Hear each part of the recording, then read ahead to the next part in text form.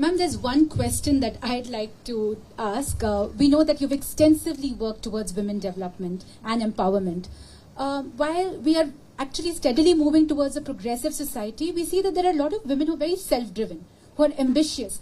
They have the talent, they're willing to put in the hard work, but somewhere they don't get that support back family. And even if they get and they step out into the world, they find it pretty patriarchal. Have you experienced something like this, ma'am? And if you can give one advice to all the young girls out there and the women to live their dreams, live their mark, and just be unapologetically themselves, what would it be, ma'am? You can be all that. You know, actually, don't mind me saying, I'm not standing against the viewpoint that you have. This is not a very popular answer, but I will give it. What's patriarchy? If you're able to stand up and speak for yourself logically, which is that patriarchy which is going to say, oh, shut up, sit down? Impossible. Not certainly in a country like India. Impossible. But if patriarchy is a guise we want to give ourselves and say, my inefficiency, my not being ready, we want to cover it up by saying, oh, patriarchy is stopping me. No way. Who stopped Mrs. Indira Gandhi from becoming the Prime Minister of this country? Who stopped? I start with her. Who stopped her? And before that, Aruna Asaf Ali, freedom fighter, Sarojini Naidu. Which patriarchy stopped any of these people? I want to honestly appeal to all the young minds.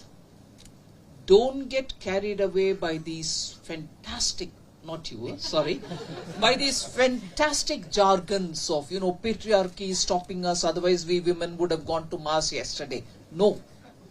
Women are sending such wonderful satellites and rockets and spaceships, and most of those women are like you and me. Sari pehna hua hai, baal lamba rakha hua hai, clumsy hai.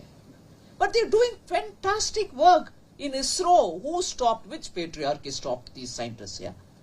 So first, I'm not undermining. Yes, I'm also equally not saying that women are, facilitated adequately. More facilitation needs to be done. That is why when Prime Minister says women-centric policy, now women-led policy, we want to push more opportunities for women so that they come on board, they do what they want. But ultimately, let's also equally not forget the comfort that a family gives you, the security that a family gives you. Many countries, women are suffering for the lack of this. Many of them feel insecure because they don't have a family to fall back on. So yes, if somebody tells you patriarchy, you stand up and say, matriarchy, I'm asking now. I'm asking you a question, give me an answer. Let there be an equal argument over matriarchy and patriarchy. You will find women have played their roles, and only in India many of the leftist jargons hold currency because we don't stand up, we don't have the time. We say, oh, chalo yaar, you want to talk about patriarchy, go ahead, but I'm going ahead in my route. And we go on.